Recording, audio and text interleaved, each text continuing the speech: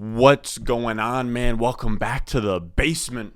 I'm Ron, and today we're going to talk about three wide receivers who, through about 60 drafts on Underdog so far, I have not drafted very much of. Now, in a standard league, 1 divided by 12 is 8.3%. So if you're about on the market with a player, you have drafted them in about 8.3% of your leagues. These are players that I have drafted in less than like 2% of my leagues, some of them not at all. As you guys know, we're out there ripping the Underdog drafts. It is best ball season. It is best ball summer at this point. So before we get into this video and I talk about the wide receivers that I've been passing on Underdog, make sure you go down below. Use promo code RON when you sign up for Underdog. They have the best ball platform out there. The puppy is about to close. I'm telling you guys, there's Best Mania 3, which is great. $25 to enter, like $10 million in prizes. But the puppy is about to close. I think it's like 80% full at this point. But it's a great entry point because you can put in $5 as your entry, 1/5 of what the Best Mania 3 tournament is. This far out, that's a good investment price. And the prizes up top are crazy. I think it's like $100,000 in prizes up top. Or no, it's $500,000 in prizes up top, $70,000 something dollars to first place. It's a really, really cool contest. I'm out here trying to get as many puppies in as possible. So we're going to do a live stream tomorrow. So that'll be Saturday of another puppy draft. But as always, make sure you're down below, subscribe, leave a like. Let's get into these wide receivers that I'm not drafting anywhere. Let's go. Thirsty, trying to choose. I know I'm critical. My nitty bag. So the first guy we're going to talk about is Cortland Sun. I have drafted him one time through like 60-something drafts. That's 1.6% of the time. He's going around pick 38. And Cortland Sun's interesting because he's sort of a conundrum for someone like me who, as you guys know, I believe targets are earned. I believe earning targets is the most valuable skill to have as a wide receiver. And here's the issue with Cortland Sun. It's that in year 2 in 2019, he had his breakout year, right, where he had 72 catches, 1,112 yards, 6 touchdowns on a 26.1% target share, which was 7th in the NFL. He was the wide receiver 27 in points per game. For a year 2 player, that's really, really strong. Again, that target share number is strong. 26.1% of the targets is like an alpha wide receiver type number. Now, here's the issue that I have with Sutton. His breakout season, the season that we kind of cling on to in year 2, he didn't crack the top 24, which means on a 26.1% target share, he wasn't efficient. Now, to be fair, his quarterback play was awful. He had like Drew Lock that year, maybe even like Joe Flacco that year. It wasn't pretty, but he wasn't efficient. He's not going to be a yak guy. He's not going to be a yards per out run guy. He is someone that's going to command targets. So if his specialty is getting open and commanding targets, you would hope for a sexier reception perception. And what reception perception does is it's a great website by Matt Harmon, and it just looks at how often are you getting open on your routes.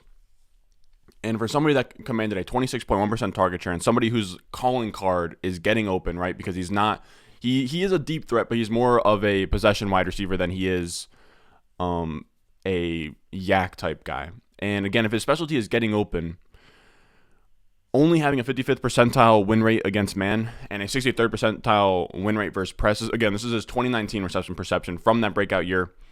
That's pretty average stuff. I looked at this past year and I looked at guys who were in that, right? So he was 68.5% success rate against man, 69.1% success rate against zone or against press. Guys who were in that same range this year of like 67 to like 70-ish% success rate versus press and man. You have Russell Gage, Van Jefferson, Nico Collins. It's not super impressive. Now, we fast forward 2 years, right? Because that was his year 2 breakout. We now have year 3, which was an ACL tear. So you kind of just throw that one out. And then you have 2021, which was this past year, where he was just not very good at all. When you look at the numbers, he played 17 full games. He had a 19% target share. So he wasn't earning targets at that same rate that he was in year 2. He had 58 catches, 776 yards, 2 touchdowns on the season, 8.8 points per game as the wide receiver 51, which was insane. Now, if we're going to give him a little bit of an excuse as to why that needed to happen, he's a deep threat receiver. He had the second highest average depth of target last year at 15.7 yards with the 5th most unrealized air yards. You could also probably assume that his touchdown rate bounces back with Russell Wilson. So it is kind of a situation here where he's a deep threat. He didn't have the wide receiver to fit that skill set. The only issue I have with that is Teddy Bridgewater wasn't awful. Teddy Bridgewater played with Carolina the year before. He supported Robbie Anderson, who's a deep threat, though that season he was used more intermediately, and DJ Moore was used as a deep threat, but he supported DJ Moore just fine. I have a tough time using the argument that Teddy Bridgewater can't support a deep threat type wide receiver and that Russell Wilson's going to come in and just immediately unlock him in that role. Because when we look at a guy who, again, his calling card is commanding targets downfield. Last year, his splits with and without Jeudy were absolutely insane. The minute Jeudy came back from injury, he just completely stole Sutton's lunch money.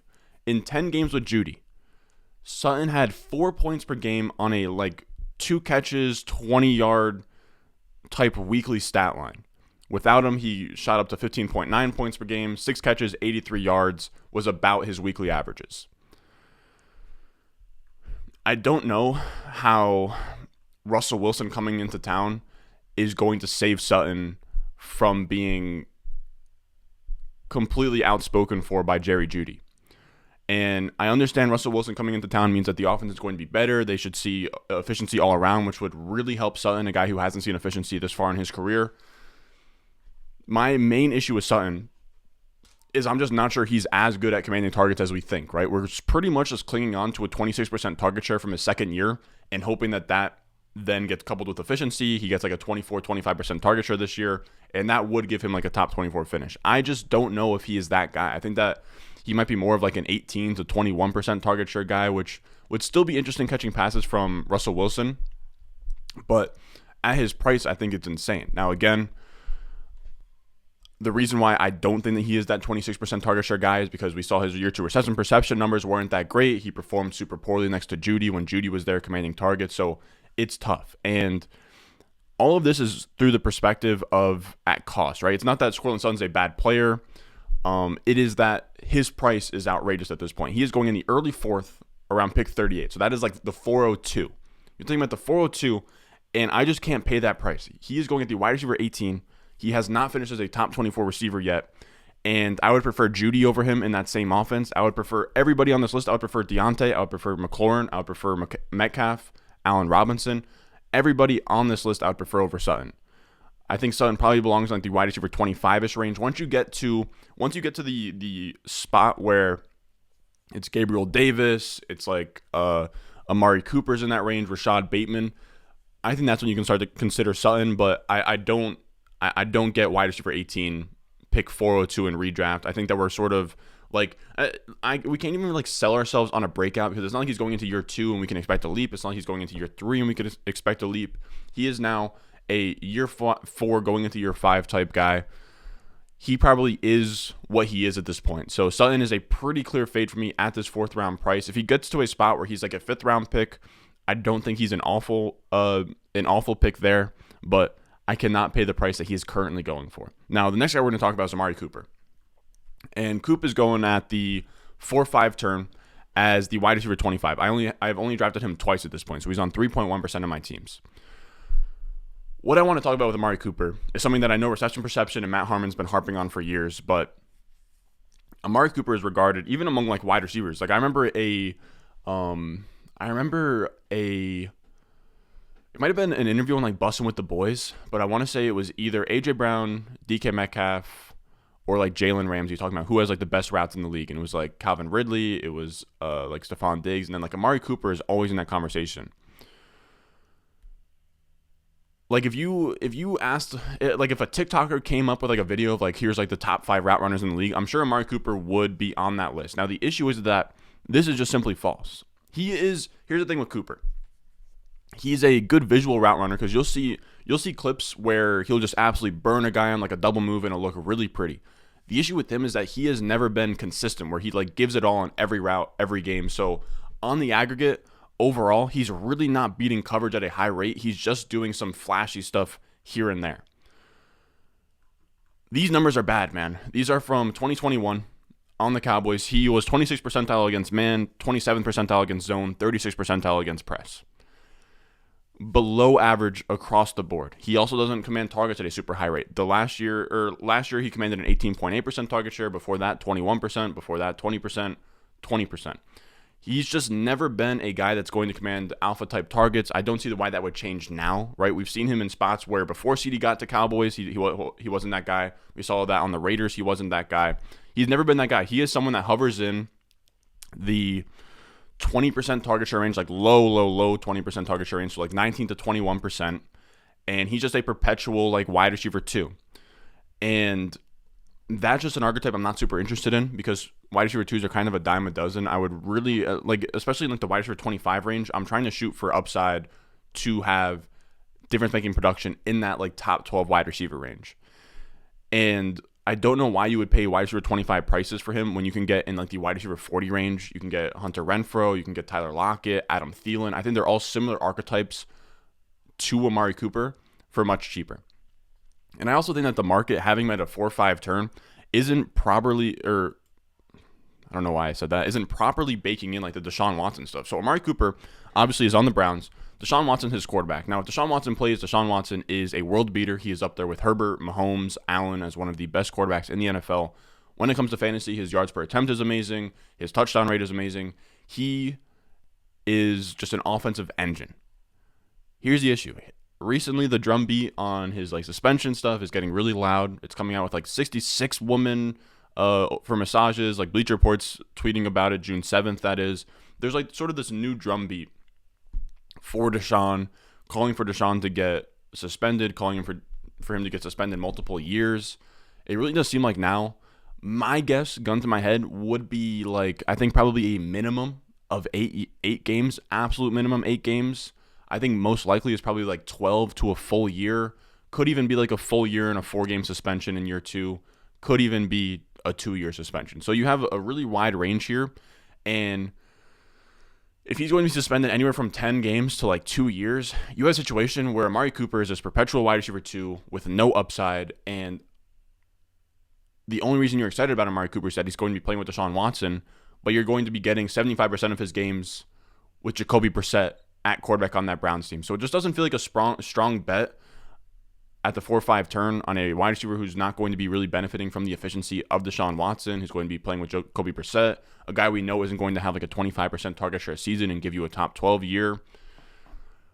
So with that being said, as the Shark Tank say, like I'm just out. I don't really get it with Amari Cooper. The only time I'm grabbing him is, I'm trying to think if I go like Washington early. I don't know if I go like McLaurin, Amari Cooper at the turn just to get that Week 17 stack. That's really the only time I'll consider it.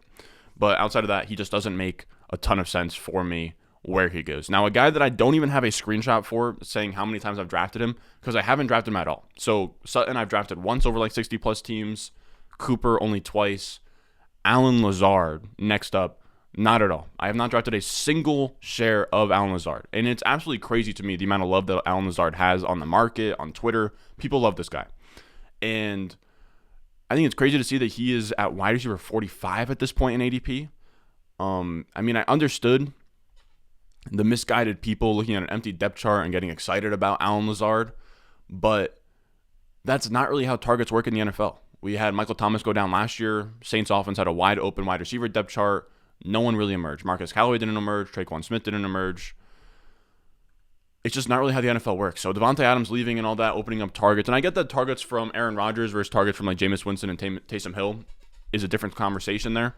But I don't think it'll be enough from Rodgers to make him like a super relevant player. The Packers also added Christian Watson, Sammy Watkins, Romeo Dubes. I know that that's not like a crazy list of guys, but they're also getting Randall Cobb. They're getting a healthy Rob Tonyan. Again, none of these guys are studs, but they're definitely NFL options of the same caliber as Alan Lazard. And they're going to get snaps, routes, all of that. It's not just going to be Alan Lazard, wide receiver 1 season. And when you think about Lazard just being an undrafted free agent, he had his career best year last year in year 4, 40 catches, 500 yards, 8 touchdowns. I just struggle to really see what we're really shooting for. I don't really see a world where Alan Lazard is someone I even want to confidently play in my flex spot at any point in the year. And when you look at this range that he's going in, you have Lockett. Give me Lockett over Lazard all day. Give me Tony. Give me Olave. I think it's close with Marquez Valdes-Scantling just because he's a similar archetype, but I think I would still lean Marquez Valdes-Scantling. Give me Garrett Wilson. Give me Claypool. Everybody on this list, I think it's a toss-up between him and Marquez Callaway, but everybody else, I really don't even see the debate. And if you want to take a more level-headed approach, I love looking at Mike Clay's numbers. So Mike Clay, he's the ESPN projection guy, and he is very conservative. All that he is worried about is being as correct as possible. He does not want to make stands. He does not want to get cute with things. He wants to make conservative projections that are as accurate as possible. And when you look at Allen Lazard's, nope, that's not it. When you look at Allen Lazard's, he has him projected for 50 catches, 650 yards, 6 touchdowns, as the wide receiver 54, scoring less points than Christian Watson. And I think that's about right? 50, 606. That would be wide receiver 54. That would be 10 spots behind ADP where he goes right now, right? He goes wide receiver 45, so it's like 9 spots. And the other issue is this is a baseline projection. This is his median outcome. My issue is I don't see the upside. Like, I don't see what is the best case scenario for Allen Lazard. Are you telling me that they're in the range of outcomes he could have like 80 for 1,108? Like, I don't think that that's in his range. I don't think that he could even sniff that. I think 50 for 606 is probably about where he caps out, maybe like 65, 750, and 7. But it's just, I just don't see a world where he gives you top 12 to like top 24 production. I just don't think, as an undrafted free agent that's kind of showed us a ton already without being like super efficient or like commanding a massive target share, I think he is simply just a role player in the NFL who can give you some spike weeks, which is interesting for best ball. But again, give me Claypool, give me Tony, all of those guys, because I think that they have access to the top 12 to the top 24. I like the rookies too, like Garrett Wilson and Olave, who I think down the stretch can give you like Amon-Ra St. Brown type numbers, can give you Jalen Waddle numbers, can give you Elijah Moore type numbers. So I don't understand it. If you're an Allen Lazard guy out there, please explain to me in the comments down below why. I can't wrap my head around it because I just don't see an out where we really need to think about something I want to even make a video on very soon. Is we kind of have to think about like, what do we win when we win, right? So when we make a correct pick, what do we get out of that, right? Like, what do we get when we win? So with Allen Lazard, if you win, you maybe get like a top 36 finish. Maybe you get like a wide receiver 35-ish type outcome where he gives you like 70, like 907. Something like that could maybe make sense, but I just don't see it. With Claypool, what you get when you win, he could be like a top 24 type guy. Same thing with Lockett, could easily be a top 24 guy. Again, I just don't really understand with Allen Lazard. Now, that's going to do it for us today, fellas. We are transitioning here into a lot more redraft content, so be on the lookout for that.